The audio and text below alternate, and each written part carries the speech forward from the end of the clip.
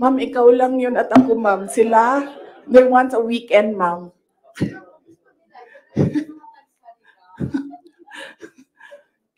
Wait lang. Yes, Sasaki-san. yes, sir. Yes, sir. Yes. Balikan ko lang po yung sa political reconciliation kuno ni President Marcos pati ni dating former Vice President Leni Robredo. Hingin ko na lang po siguro yung assessment nyo na bilang, ayun nga po, tumakbo kayo kasi ginamit kayo para manalo laban kay Leni kasi nga natatalo na raw sila. So sa tingin nyo, bakit po kaya ngayon nakikipagkita, bakit ngayon nagkakaroon ng movement towards political reconciliation habang nag-aaway kayo? Oh! Sabi, di ba, sinabi ko na yan ng budget hearing, ako na lang man isa na iiwan dito. Ako na lang isa na iwan dito. Nagsama-sama na ang mga dayuhan, huwag niyo akong tanungin about foreign policy. Mga dayuhan, mga NPA, mga smuggler, mga drug addict, ang mga yellow, liberal, at sino yung isa? Administration. Sama-sama na yan sila lahat.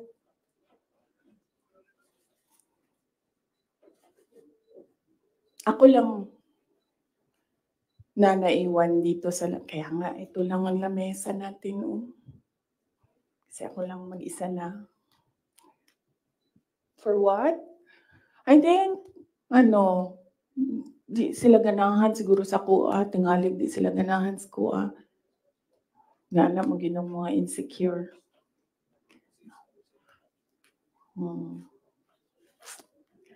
So, ang tagline ng OVP is, para sa Diyos, bayan, at bawat pamilyang Pilipino. Hindi na po ngayon. Starting today, ang tagline ng OVP is, drag me to hell. Sasaki-san, Kuro News. Tama na. Tutuloy ko pa yung aking May pupunta pa tayo kay Martin Romualdez. After this, let's allow the Vice President to speak again. Oh. Sasaki-san. Yes, sir.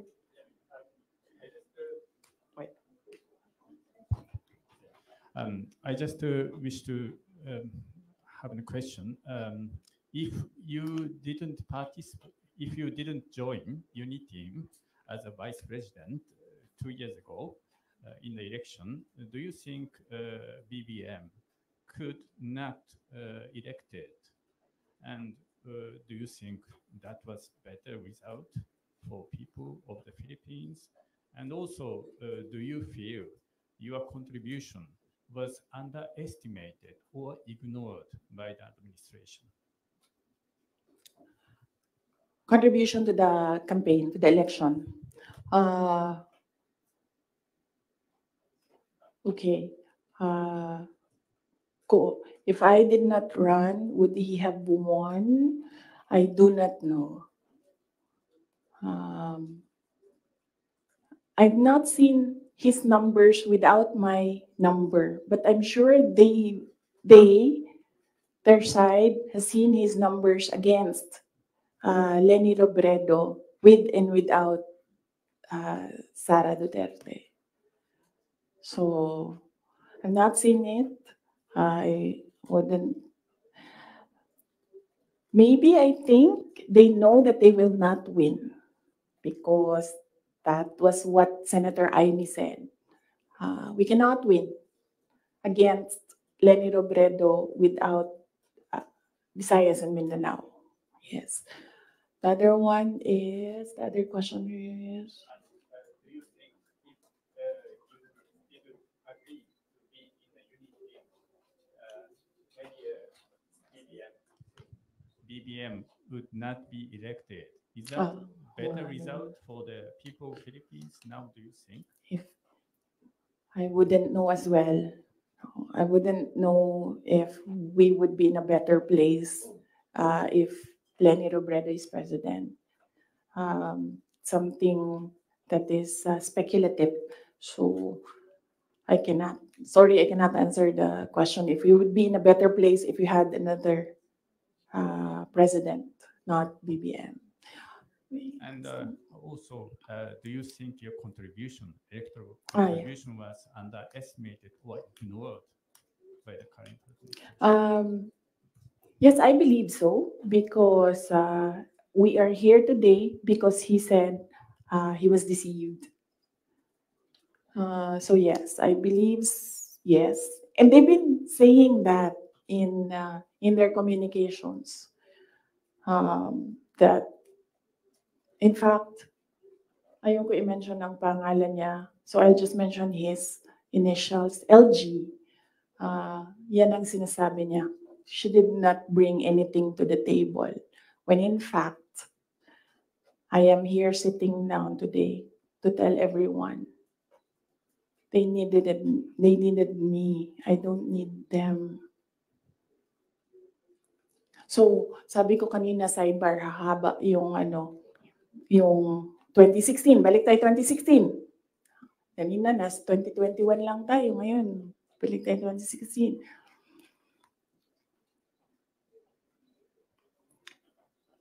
Maalala ninyo, ayaw tumakbo ni President Duterte ng president kung hindi ako tatakbong mayor.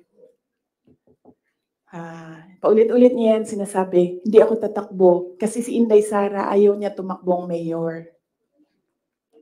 Because humindi na ako sa politika noong 2013. Sabi nila, tumakbo kang congressman. And I've never liked legislation. I'm better at execution. So, sabi ko, no, hindi ako tatakbong congressman. I'd rather work sa law office. So, 2016, sabi ko, no, I'm done. Bahala kayo kung ano yung gusto nyo. But he said na, no, I cannot run kasi ayaw ni Inday Sara tumakbo. Ayaw ni Inday Sara tumakbo ng mayor. And then, pinilit ako ni BG, said some things, pinatawad ko na siya ngayon. He said some things doon sa akin that I said, okay, sige. Kung yan ang gusto ni PRD, tatakbo akong mayor. You know the reason why? Ayaw niya ng ibang tao. Ako lang ang gusto niya. Because I don't take bullshit from anyone. Even President Duterte. That is the reason why. So, I will not take their bullshit. Bullshit sila. Sila ang bullshit. Bullshit, bullshit, bullshit.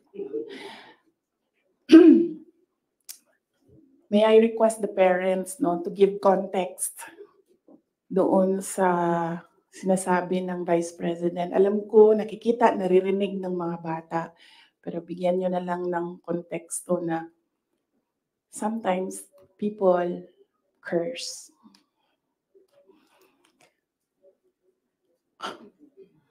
Ano na? Oh, so DepEd. So, personal, and then, bakit ako nag-resign, umalis sa administration, DepEd. Alam niyo na yon.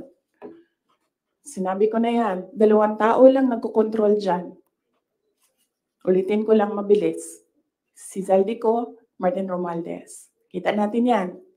Tingnan nyo ang NEP, tingnan nyo ang GAA, tingnan nyo ang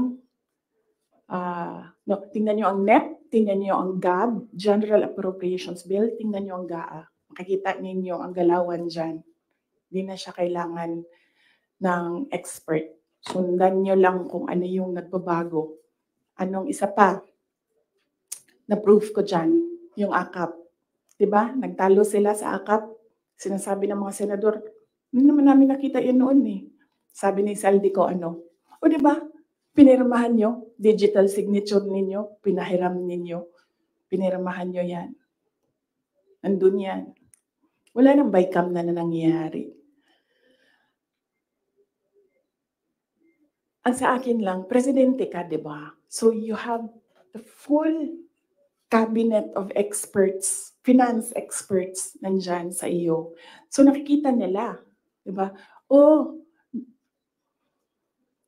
President, Mr. President, ito po yung NEP natin. Pero pagdating po sa GAB, ganito na po yung nangyari. Di ba magtatanong ka na, ano nangyari? Bakit naging ganito? Di ba? O ako lang ba yun? Well, kung ako yun, ganun. Ano nangyari? Bakit nang ganito na ang GAB? Pagdating ng Senate, ano nangyari? Tingnan nyo. Bakit ganito na? Pagdating ng BICAM, di ba? Merong daming insertions doon. Walang paper trail and then suddenly sa BICAM nandoon na. Uy, di ba magtatanong ka? Bakit ganito? Ano nang ginagawa sa budget? Well, hindi ko nakita yun Hindi ko lang alam kung alam niya.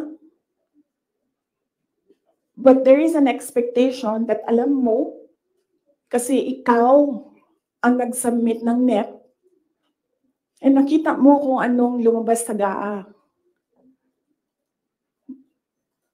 So there is an expectation na alam mo kung anong nangyayari sa budget. So merong president na, okay, ito yung NEP.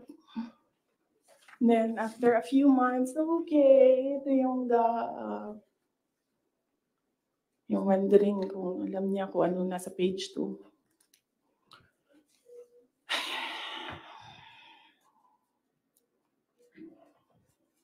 So, that's DepEd budget. Ang huli is yung taong bayan. Okay? So, pwede ba, pag nakita nyo siya, sabihan nyo siya, alam nyo, don't ever mention her name or say na I was deceived by her, ganyan. Para hindi tayo nagaganito ba? Ayoko yung pag-usapan, yung mga ganito na bagay.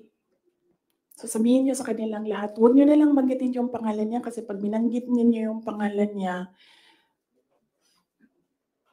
lalabas yung drag me to hell press con.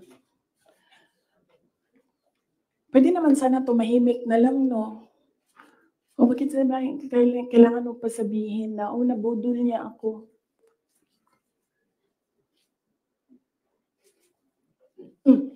So, taong bayan.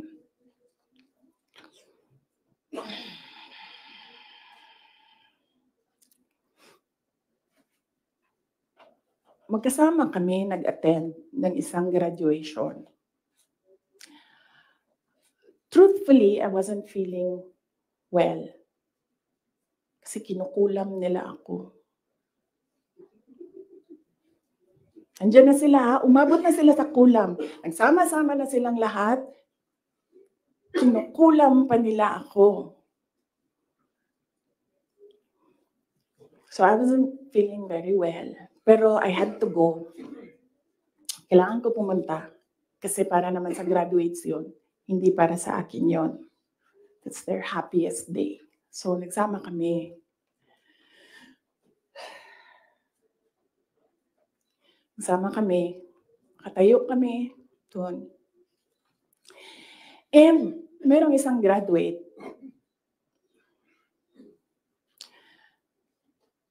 na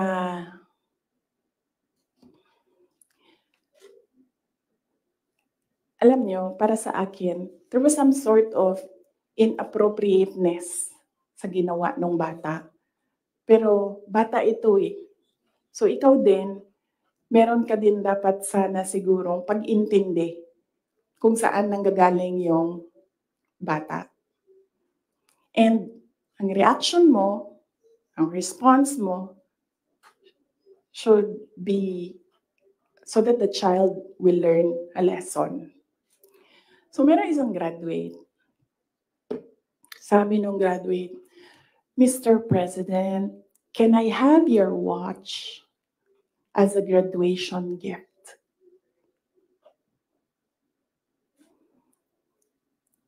And narinig ko, tabi ako, di ba? Narinig nung katabi ko. Narinig nung katabi ng katabi ko. But apparently, this guy, di niya alam kung ano isasagot niya. So ang ginawa niya, pinaulit niya sa bata. What did you say? So this time, syempre bata, hindi niya alam ba saan yung inulit ng bata, louder this time. Mr. President, can I have your watch as a graduation gift? Nasagot niya. Why? Why will I give you my watch? At that point, may sakit na ako. I wasn't feeling very well. Nandun lang ako, nakakatayo ako doon kasi may gamot ako. Gusto ko tanggalin yung ulo niya ba?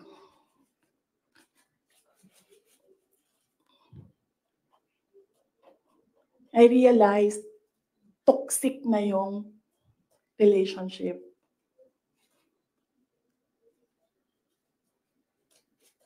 And it did not help na itong dalawang katabi ko, tumawa pa. Pinagtawanan pa nila yung bata. And I saw the humiliation sa face ng bata. I wanted to help him.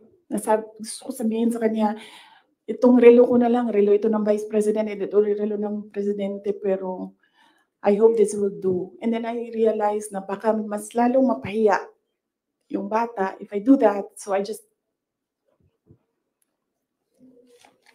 imagined myself cutting his head. Gusto ko, ganun din ang gusto ko gawin doon sa mga katabi ko. So na-realize ko, toxic na ito.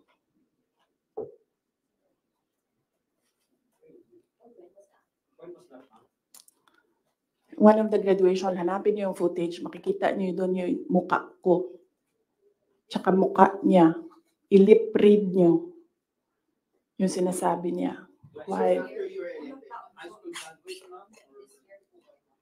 Hanapin niyo yung footage. Magtrabaho kayo konti, mag-research kayo.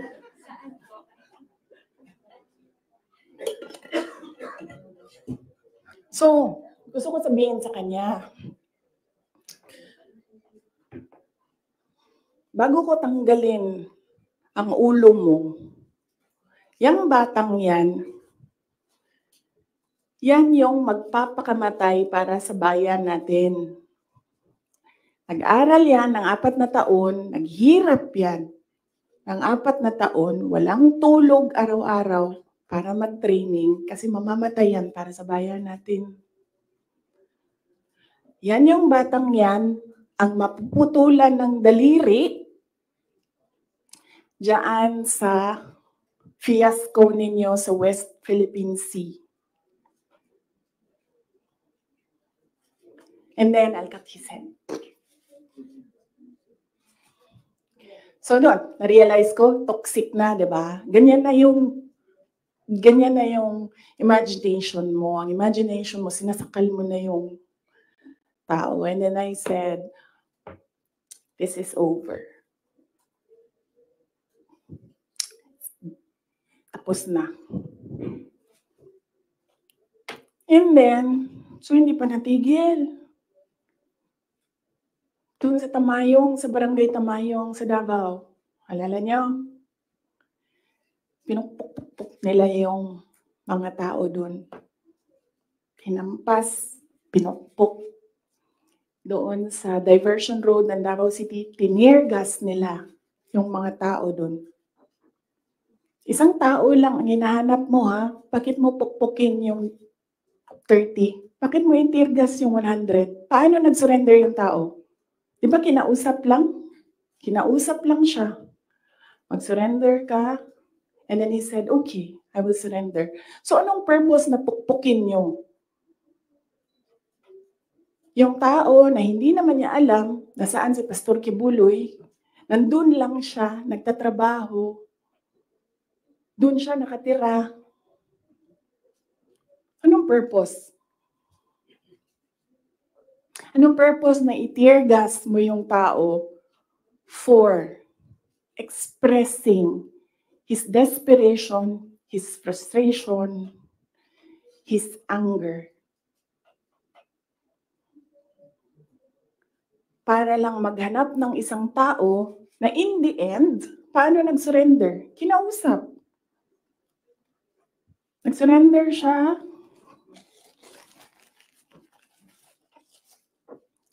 Kinausap siya. Walang napukpok, walang natirgas, walang nasaktan. And then, kailangan nyo talaga ganunin ang mga tao. And then I said, it's all over. So, umupo ako with the table ko sa DepEd at the time. And then sabi ko, sarili ko, okay, let's go to hell.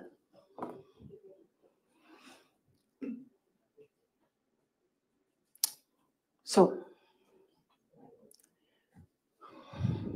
ano bang ginagawa nila? Balik tayo dun sa yung political reconciliation. Ang gusto nila, hindi ko sinasabi silang lahat ha, si Martin Romualdez lang.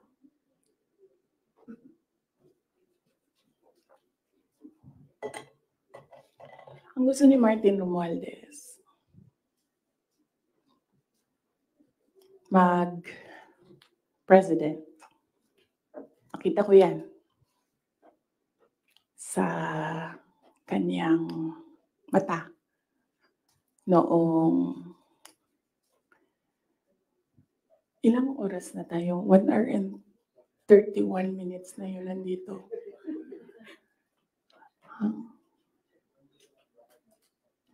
I-cut na lang natin. Tapos next week yung Martin. Pwede, madami na kayong material, di ba? Okay na yun? Oh. Sige. Ang questions natin doon lang sa 1, 2, 3 ha.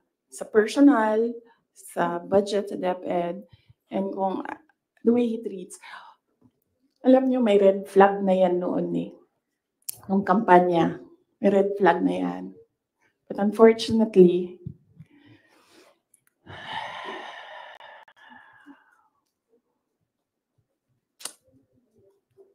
hindi ko naisip na ganun kalala yung insincerity. Nangangampanya kami. So pag nangampanya ka, meron talaga yan. Natural yan na magdala ng papel. Ganito. Pag ikaw politiko ka, alam mo na yan. Video. Nagsampa pa rin ng reklamo sa pulisya ang sinaktang estudyante. Ganito, Hindi raw kasi katanggap-tanggap na community service lang ang kapalit ng dinanas niya na hindi raw unang beses. Ang posibleng kaso niya sa report ni Marie Zumali. So, alam yung ginawa mo, hindi nakakaano ha. Lord, sorry ka. Pinaluhod Maayos ka at ilang beses pinagsasampal. In-uppercut pa ang biktima. ayaw niya. Ayaw na mauulit yun ha. So, Ang biktima pinaliligiran ng iba pang binatilyo. Ayon sa barangay kung saan nakuna ng viral video, magkaeskwela ang biktimang grade. ko na lang. Kinuha ko. Mabilis lang kasi yun. Diba? Kasi ano yan eh. Motorcade. So mabilis yan. Pag ganon, gumanon, ginanon, ko na lang. Tapos tinanong ko, may number? Sabi niya, meron. Pag politiko ka, alam mo na yan dapat, diba? So, doon sa truck, binasa ko. 1 page lang naman, binasa ko. Simple. Request of 5,000 pesos for livelihood. Tumingin siya sa akin. Sabi ko, ako nang bahala nito. Maliit lang na bagay ito. Ako na. Sabi niya, okay, sige. Yan lang.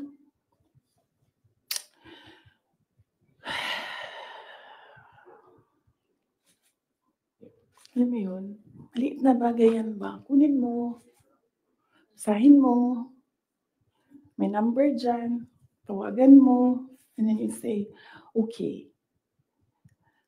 Ano ang mga documents na kailangan namin? Okay, bigay mo. And then, okay. Complete documents. Ayan. Tapos, ano mo, for some people, wala lang yung 5,000. But for other people, 5,000 is everything. Alam mo, merong governor ngayon, hanapin niyo siya. Hindi siya nag-BBM. Kasi, at first ayaw niya sabihin. Kaya ayaw ko sabihin yung pangalan niya kasi ayaw niya talaga ikwento. Pinilit-pilit namin siya, bakit ayaw mo mag-BBM? Bakit ayaw mo mag-BBM? Ayaw ko sabihin kung sino yung kasama ko, pero may kasama ako. And then, bakit ayaw mo mag-BBM?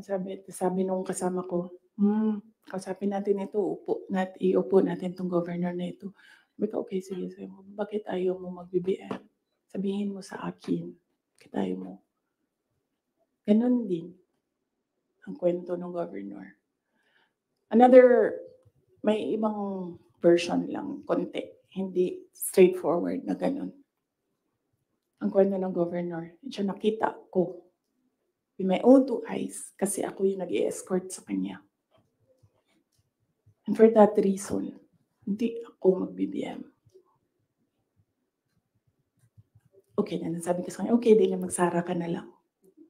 And sabi niya, sige, ikaw walang problema.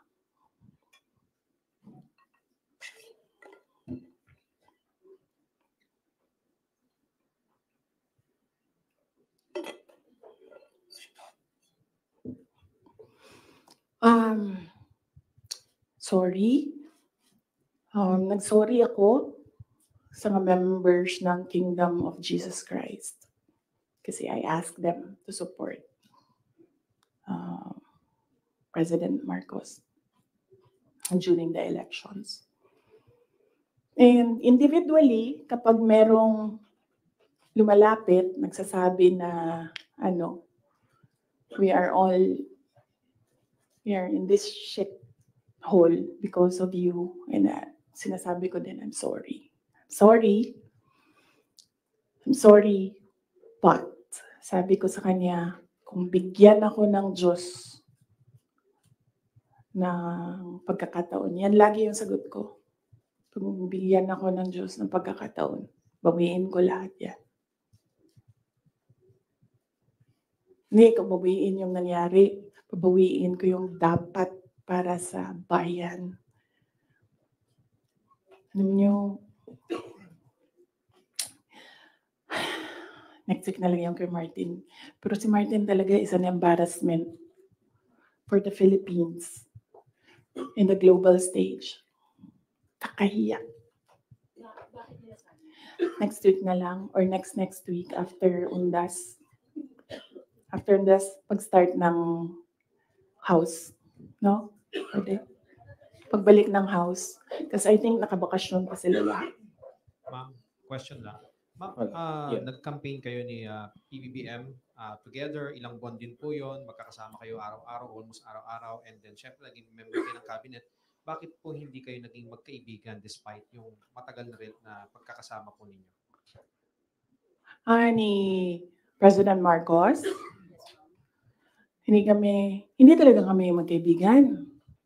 Nagkasama lang kami, unang-una dahil sa eleksyon, pangalawa dahil sa trabaho. Hindi kami magkaibigan yan. Isipin nyo ha, noon nung tumatakbo pa, meron kaming group chat. Nandun siya.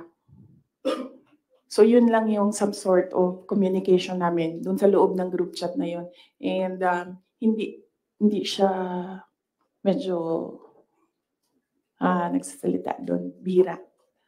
After nun, nawala na siya doon sa group chat. And then after that, wala akong number niya. I'm sure may number siya sa akin. Kasi syempre nandyan yan sa mga staff mo, sa aide mo, di ba? Yung number ng Vice President. Pero wala kaming some sort of communication. Nothing at all. Except nung magkasama kami para mangampanya. Yan lang. Sa labas niyan, wala na.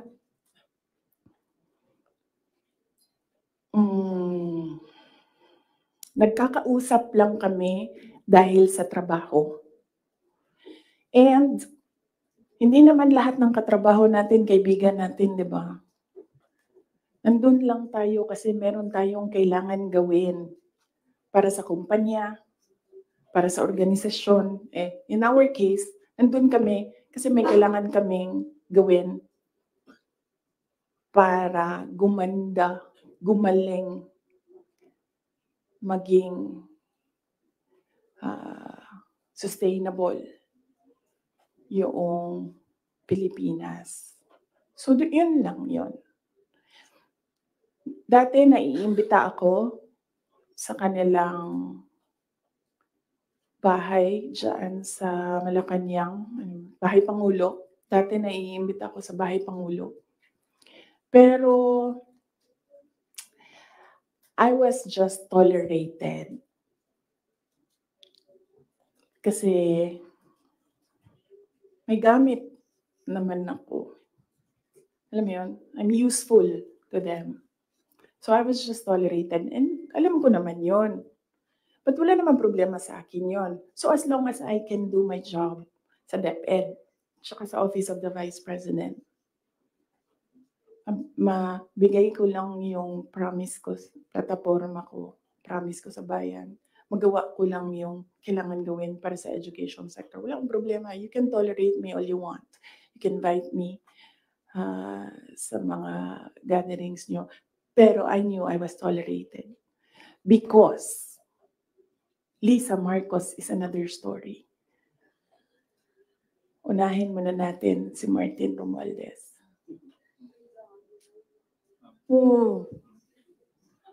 Kaya nga sabi ko, sabihan niyo sila, huwag nila banggitin yung pangalan ko.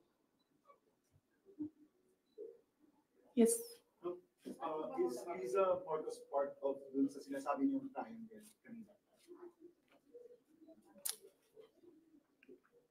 Yes. Oo. Anong purpose ni Inday Sara? Ang magagawa ko sa bayan, I will call bullshit as it comes. Yan ang magagawa ko para sa inyo. Kung bullshit siya, sasabihin ko sa inyo, bullshit talaga yan. And yes, as I said, huwag kayong mag-alala sa akin. Hindi ko kailangan ng pera. Kaya hindi ako madadala sa pera. Kasi ang pinakagusto ko sa buhay ko, hindi siya nabibili ng pera. So kahit man meron akong 500 billion sa likod ko, hindi pa rin mabibili yung gusto ko. So hindi ko siya kailangan. And hindi ako takot. That's why I said, you can drag me to hell all you want. Wala kang problema sa akin yan. Si Martin ba?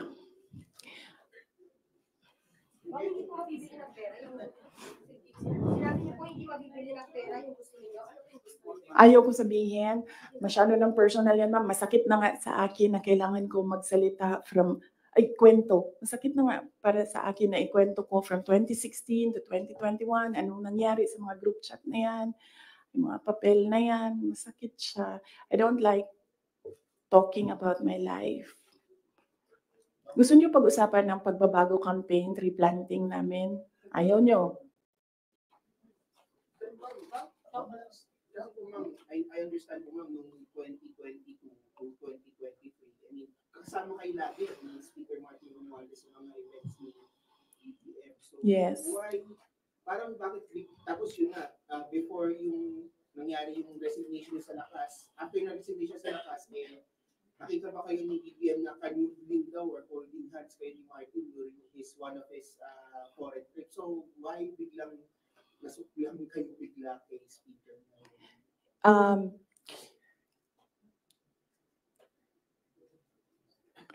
At the time, na-ambush niya ako ni Martin.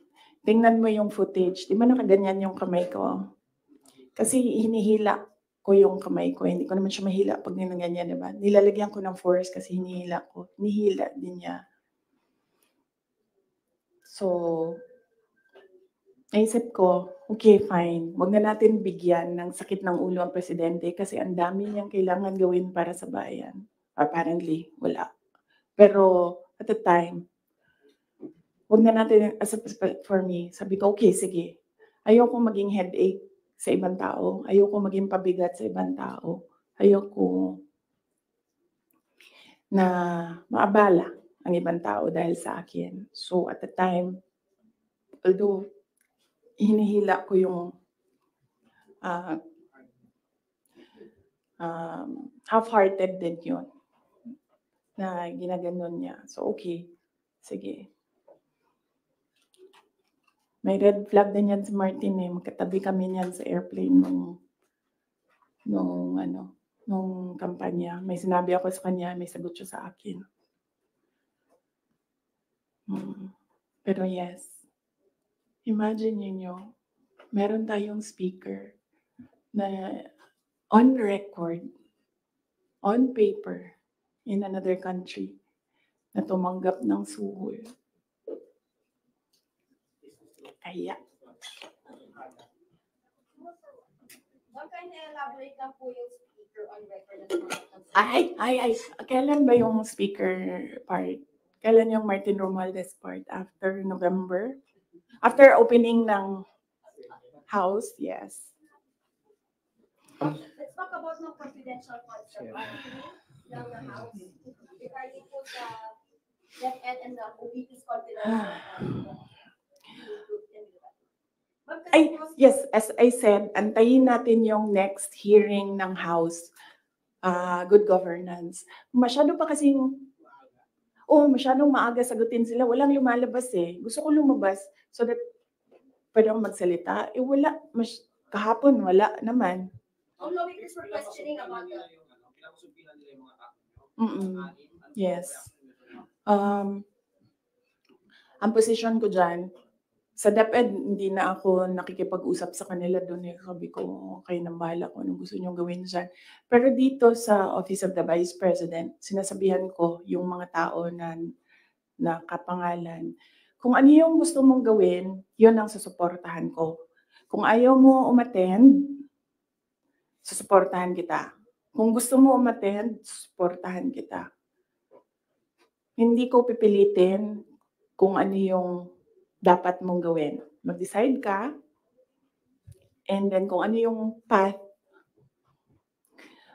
if you decide on the path that you will take, I will support you on that. So, hindi pa kami nagkausap nung merong mga subpoena, hindi pa kami nagkausap kung ano yung gusto nilang gagawin.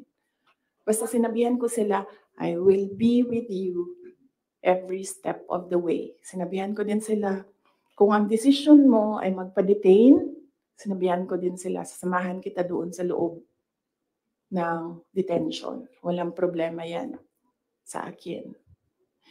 Kasi hindi naman lahat ng mga tao kasi sanay sa pressure, sa stress.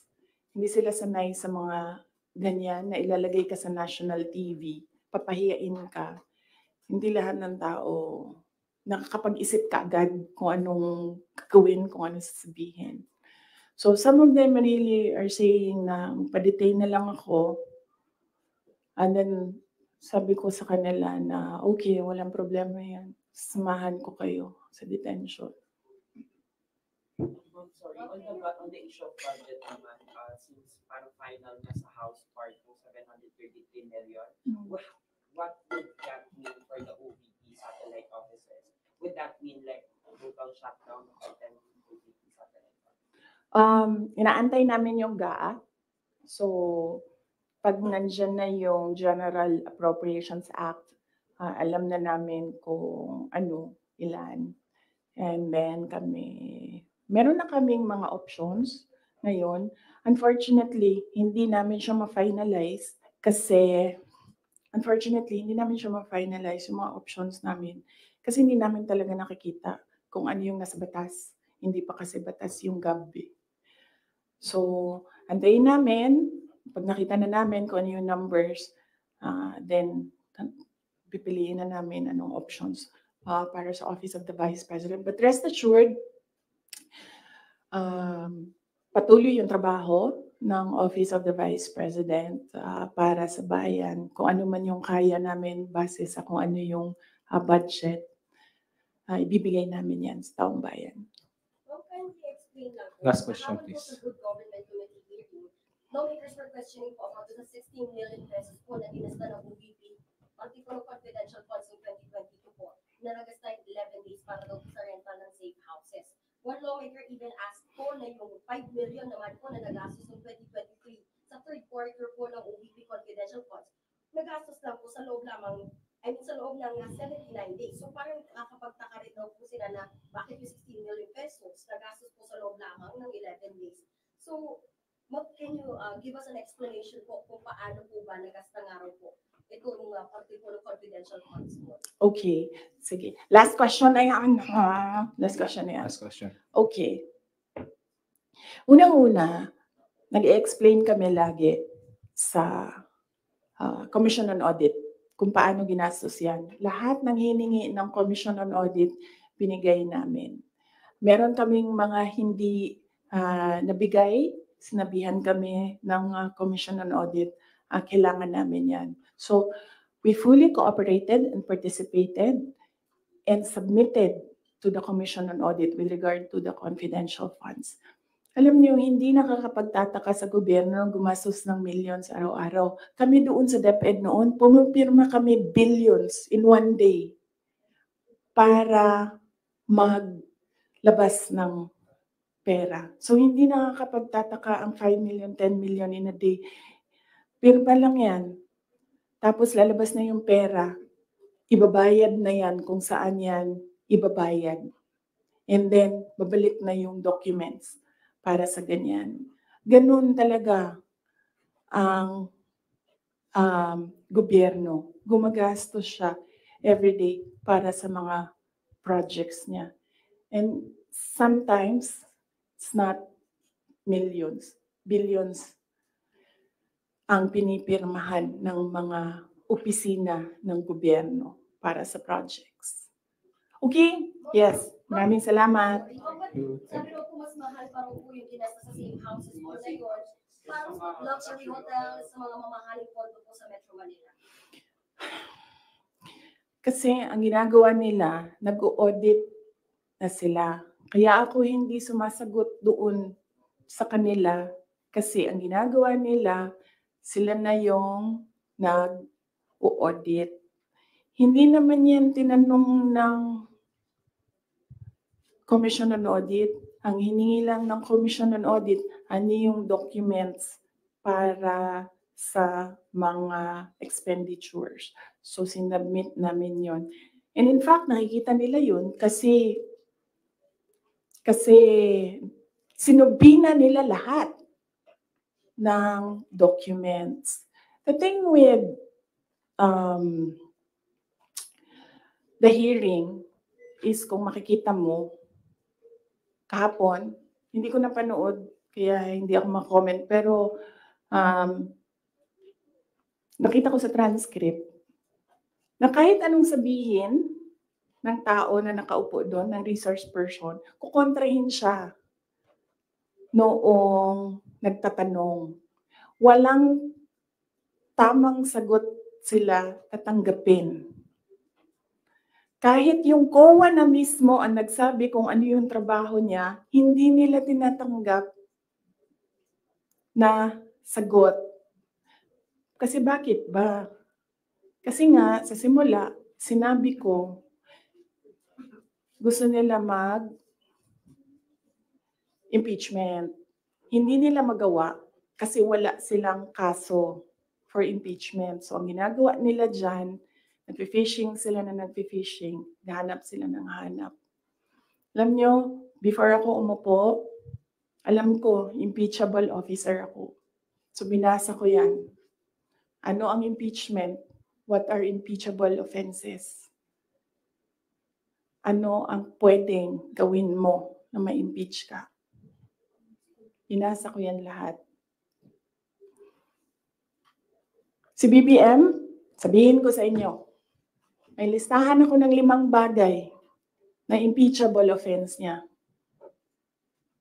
Pero sa tingin niyo, papasa dyan sa House? Of course, hindi. Diba?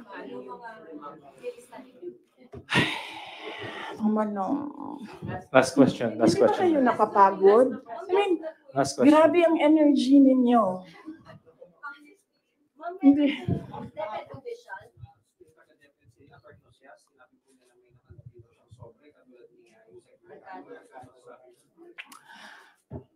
Yung envelope na yan,